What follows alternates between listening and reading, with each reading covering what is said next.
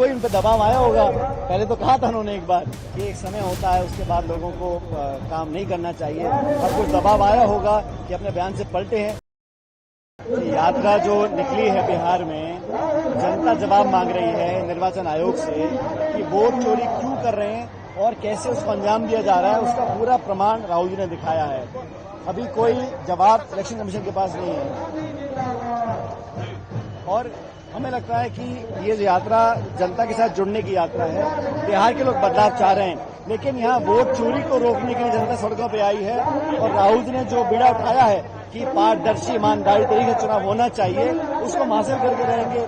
सवाल ये कि हम पूछते हैं इलेक्शन कमीशन से कुछ, जवाब भाजपा देती है, और सीसीटीवी फुटेज जो कैमरा की है उसको नष्ट करने का मन क्यों मना इलेक्शन कमीशन ने, वोटर लिस्ट की कॉपी हमको क्यों नहीं दे रहे हैं। तो कहीं ना कहीं मन में कुछ संदिग्ध काम करने की मंशा है, ये प्रतीत होता है। लेकिन बिहार के लोग समझदार लोग हैं, यहाँ लाखों लोगों के नाम आप काटना चाह रहे हैं, उसके खिलाफ, उसके विरोध में हम लोग सड़कों पर हैं। लेकिन जो जनसैलाब आज उमड़ कर आ रहा है राहुल जी की यात्रा में आरजेडी के नेताओं के साथ, मुझे लग रहा है कि इससे बदलाव की आहट अब पूरे बिहार में गूंज रही है। पूरे देश में एफआईआर एक साथ लागू किया जाएगा, क्या नैरेटिव चेंज होगा इससे? वो ऐसा कैसे कर सकते हैं? हम कहते हैं आप अपना काम करो, जांच तो करो।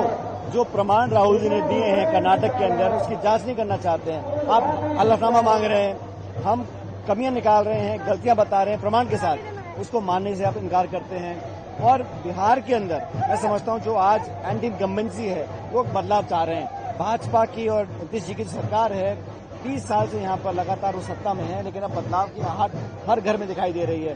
हर वर्ग, हर जाति धर्म हमारे साथ है।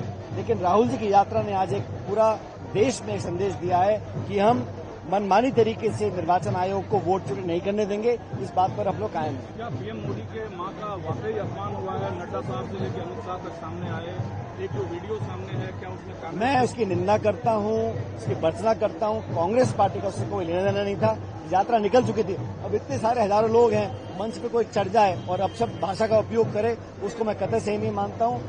सभ्य सौम्य राजनीति में इस प्रकार की भाषा की कोई जगह नहीं है, और जिसने भी ऐसा कहा होगा, मैं समझता हूँ हमारी पार्टी से कोई लेन देना उसका नहीं था।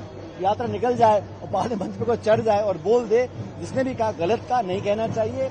और संवाद में, चर्चा में, राजनीति में इस प्रकार के शब्दों का प्रयोग की कोई स्थान ही नहीं है। और हम लोग, हमारी पार्टी महात्मा गांधी की पार्टी है, हम लोगों ने कभी इस प्रकार की बातों को सपोर्ट नहीं किया, आगे भी नहीं कर सकते। अब तो भागवत साहब खुद कह रहे हैं कि 75 साल वाली कोई बैरियर नहीं है। अब कोई उन पर दबाव आया होगा।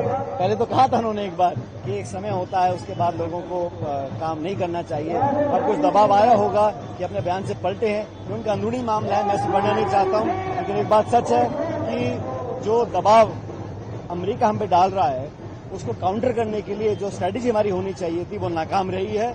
और खास करके जो टैरिफ लगाया है 50% का, सरकार को बहुत पहले से एक पैकेज बनाना चाहिए था।